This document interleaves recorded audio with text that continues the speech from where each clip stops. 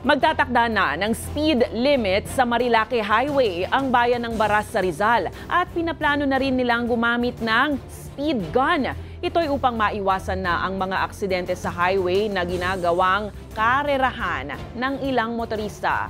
Hindi bababa sa 5 ang nasawi at 123 ang naaksidente doon noong isang taon. Ang balitang A to Z ni Kim Salinas. Tumigil na siya kung sino po magyaya sa kanya, huwag na siya sumama. Nanggagalaiti si Nanay Jocelyn matapos maaksidente ang kanyang anak sa notorious na Marilake Highway na bumabagtas sa Marikina, Rizal, Laguna at Quezon.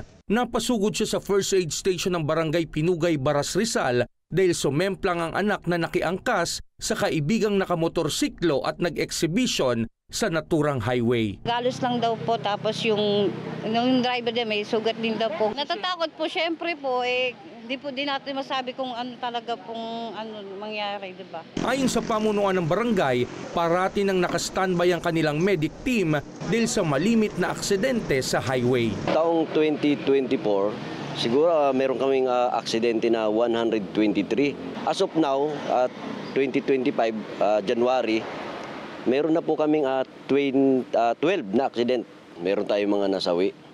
Na siguro mga 5 o 6, ganun. May mga nasawi. Ayun yung mga vehicular accident. Bukod sa mga karerahan, maraming mga nakamotor na mapangahas sa highway. Ganito kaganda ang Marilake Highway. Malawak at maluwag ang kalsada. Kaya naman mga motor enthusiasts, ginagawa itong entablado ng kanilang pagpapakitang gilas. Pero pag nagkamali ka ng arangkada, baka huling exhibition mo na ito dahil maaaring mauwi sa aksidente at magdulot ng kamatayan. Kaya naglagay na ang Rizal Police Provincial Office ng mga mobile outpost sa kahabaan ng Marilake Highway para balaan ang mga pasaway. Subukan nilang pumunta ngayon at pag-aarestuhin namin sila. No?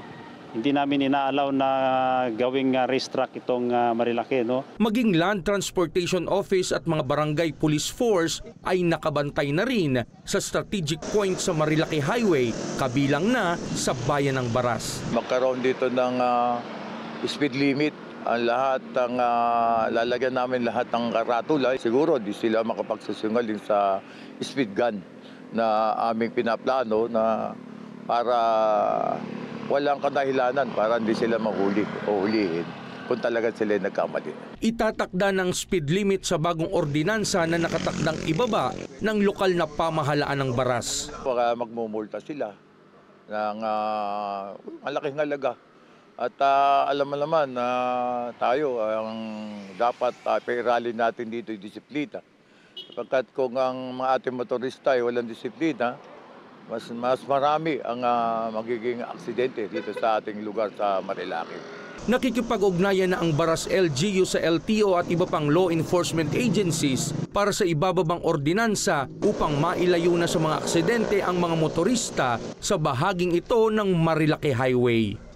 Para sa Balitang A to Z, Kim Salinas.